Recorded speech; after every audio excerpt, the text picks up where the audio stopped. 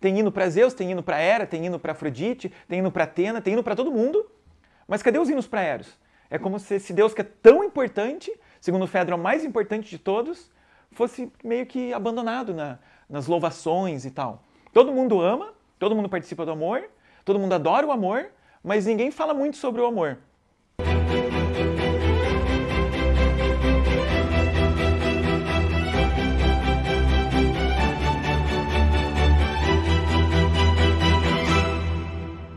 Enquanto isso, eles decidem, tudo bem, sobre o que a gente vai discutir hoje? São várias pessoas, são 7 pessoas ao todo que vão falar, e supostamente tinham mais várias pessoas. Só que o Aristodemo, que contou a história para outra pessoa que está contando a história para a gente, diz que ele não lembra de quase tudo. Porque ele estava bêbado também, não lembra muita coisa, então ele só conta dos principais, que são 6 pessoas mais o Alcibíades. O Alcibíades era o bonitão da Grécia Antiga, só para vocês ficarem sabendo. E ele era apaixonado pelo Sócrates, uma relação ele meio homoafetiva com Sócrates. Em resumo, também, o diálogo de hoje vai ter, relevem pelo contexto da época, né? Mas vai ter bastante machismo, bastante homoafetividade e bastante bebedeira. Basicamente isso. E é sobre o amor o tema central dos diálogos, né? Então, o Fedro é o primeiro a falar. O diálogo segundo que a gente vai falar hoje, um deles é o banquete. E o segundo é o Fedro. Eles são diálogos, digamos assim, gêmeos, porque os dois falam do amor e os dois têm o Fedro como personagem fundamental.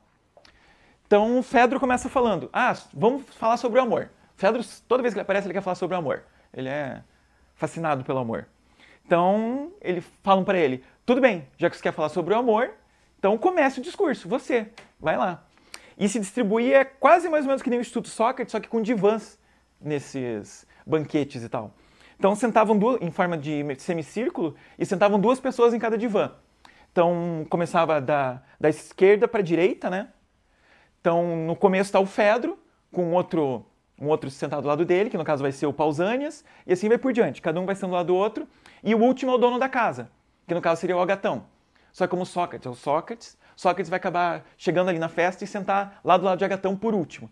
Então ele quebra um pouco a etiqueta ali, então fica Agatão e Sócrates numa ordem reversa, devia ser por último o Agatão, né? E tem toda essa relação, porque na Grécia Antiga rolava o seguinte, fazendo um adendo aqui que não está no diálogo, mas para vocês entenderem. Os homens e as mulheres se casavam, um casamento normal entre homem e mulher, mas havia uma liberalidade e até um incentivo para que as mulheres mais velhas tivessem relação com as meninas mais novas e os homens mais velhos tivessem relação com os meninos mais novos.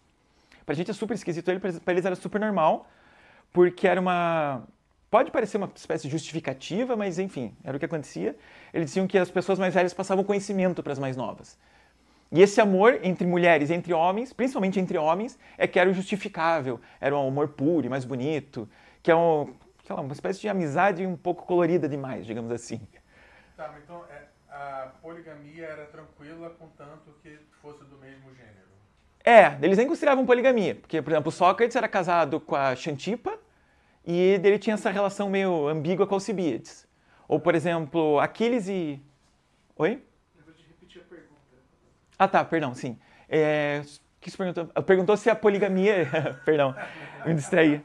Ele perguntou se a poligamia era permitida, então, na Grécia Antiga, era normal. Contanto que fosse do mesmo sexo, né, outra pessoa, do mesmo gênero. E é que eles não consideravam como poligamia, na verdade.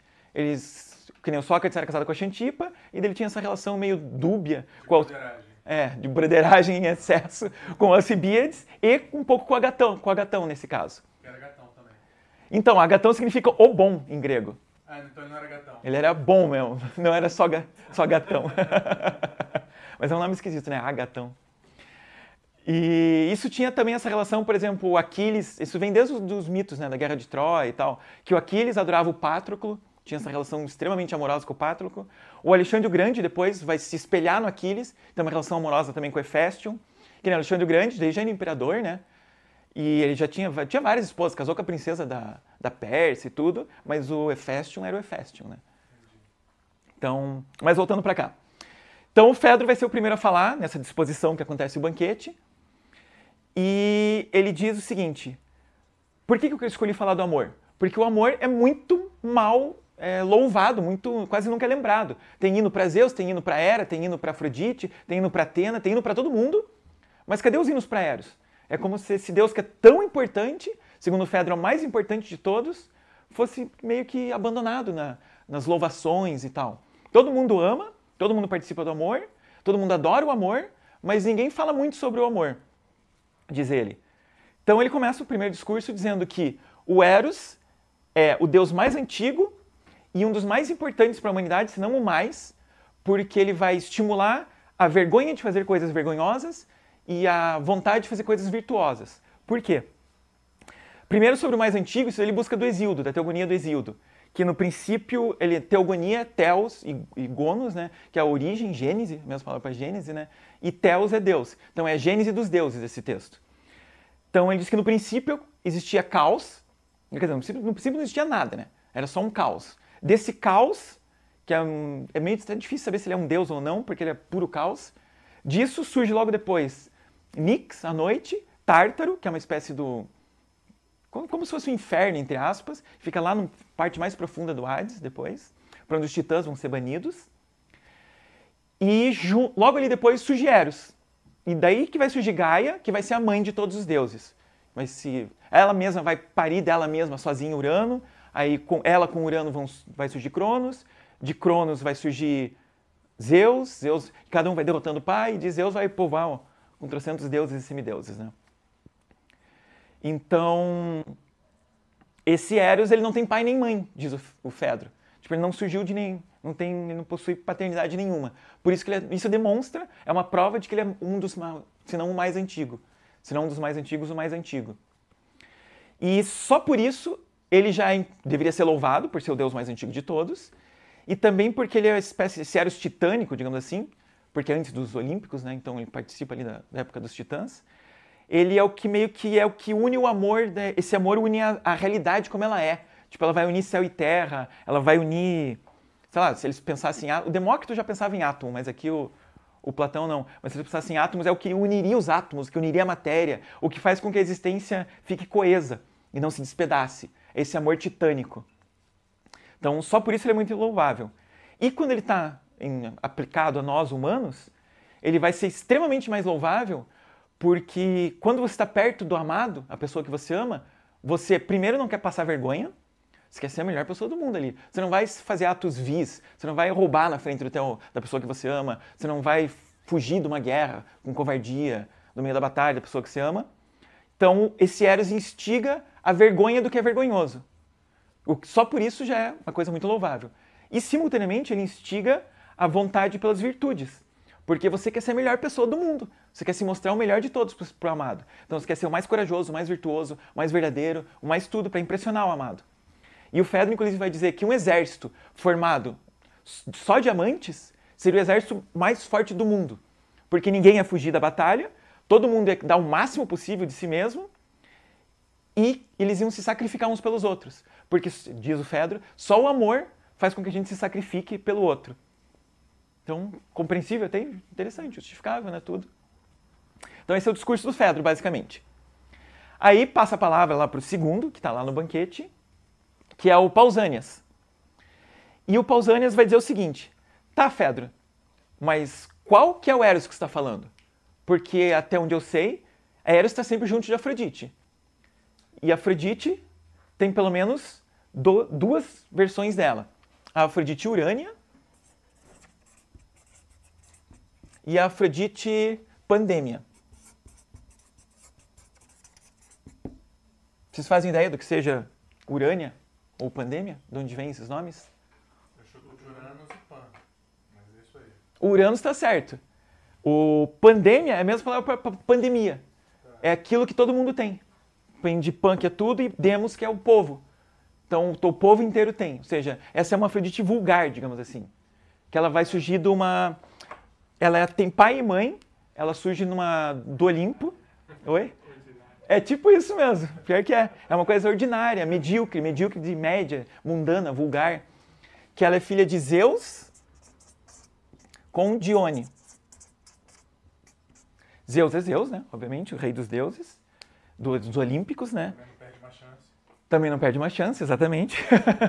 E Dione é a rainha das ninfas, então ela devia ser extremamente bonita. Talvez a mais bonita de todas as ninfas, porque as ninfas já são bonitas. A rainha delas, então... Então, Afrodite, para começar o assunto, é bonita, a gente já entende isso. Só que aqui ela veio de uma parte masculina e uma parte feminina, essa Afrodite Pandêmia. Então, aí começa o machismo de todo esse diálogo, né? O Pausanias vai dizer, então ela participa dos desejos baixos das mulheres, com traição e ciúmes e toda essa coisa arada, que, segundo ele, só as mulheres teriam e seria baixa. Já a Afrodite Urânia, não sei quem conhece o mito, ela surge quando Gaia, lembra que eu estava falando antes da origem dos deuses, né? Gaia gera de si mesma Uranus para ser o marido dela. Só que Uranus não desgruda dela, fica esmagando ela, oprimindo ela. Então ela pede para o filho, Cronos, cortar as partes baixas do pai, as gônadas, o testículo e tudo, do pai, e enfiar a espada para cima, é por isso que o céu se separa da terra. Então junto quer dizer que ele não parava de transar com a Gaia, era isso? Fica ambígua a história, eu acho que oprimia, e pode ser isso também, né? E a Gaia é a grande mãe de todos, então até que faz um pouco sentido, né? Mas ela, tipo, a gente se cansa dessa história e pede para Cronos, que é o deus do tempo, aí é muito legal, aí que surge o tempo. O tempo separa o céu da terra. É muito bonita essa alegoria, né? E do testículo, das partes ali do Urano, que caiu no mar, o sêmen, que é aquela espuma do mar, diria o grego, surge essa Afrodite, que então só tem pai, não tem mãe, porque ela vem só do sêmen de Urano. Então, vocês já devem ter visto, tem aquelas imagens do nascimento de Vênus. Vênus Afrodite, Vênus é o nome latino, né, para Afrodite, o nome romano. Então ela está sempre saindo numa concha, ou no meio das águas. É essa Afrodite Urânia. E ele diz que por ela participar só da parte masculina, ela só ter pai, então ela vai gerar-se amiga do Eros, que vai gerar só sentimentos de nobreza e, sei lá, aquela amizade, aquela broderagem, né, que vocês querem...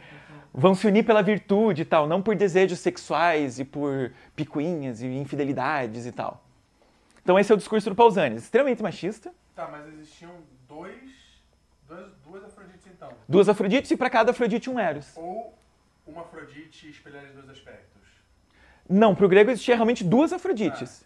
É uma bagunça mesmo a mitologia grega. Eros tem 4. Tá. Daqui a pouco eu vou explicar quando surgir. Tem esse primeiro que o Fedro falou. Bem, eu posso explicar já que fica mais fácil, né? Já que está nesse esquema. Aí tem o outro Eros que a maioria das pessoas conhece, que é o Cupido, que é com arco e flecha, porque ele é filho de Afrodite, dessa Afrodite, com o Ares, o deus da guerra. Então ele pega a paixão e os perfumes, o encantamento da Afrodite. Baixa com Isso, Ares, tá? Com Ares. Baixa é ótimo, né? É vulgar, né? E com o Ares, então ele pega o arco e flecha do pai, o deus da guerra, e daí ele tem 2 tipos de flechas. Uma flecha que faz você, sei lá, bem de boa, tranquilo, de repente, me apaixonei, meu Deus, foi flechado. Ou sei lá, bem de boa, amando e comecei a odiar. Então ele tem 2 tipos de flechas, a que causa discórdia e causa amor, causa ódio e causa amor, né? Esse é um segundo tipo de Eros. Tem o Eros que é filho do Zéfiro, que é o vento oeste, com a Íris, a deusa que faz o arco-íris, que é a ponte entre o céu e a terra. Então, o que significa esse amor? Você é arrebatado por aquele vento forte que vem do oeste, e isso te conecta você entre o céu e a terra. Então, é um sentido de amor. E o quarto tipo de Eros fica mais pra frente, porque é o que o Sócrates vai contar. Então, de Eros tem no mínimo 4 tipos. E de amores, em geral, tem vários. Tem filia, xenia, storge, filautia, sabe? São vários tipos de amor, um para cada situação, né? Mas aqui a gente vai falar só do Eros mesmo.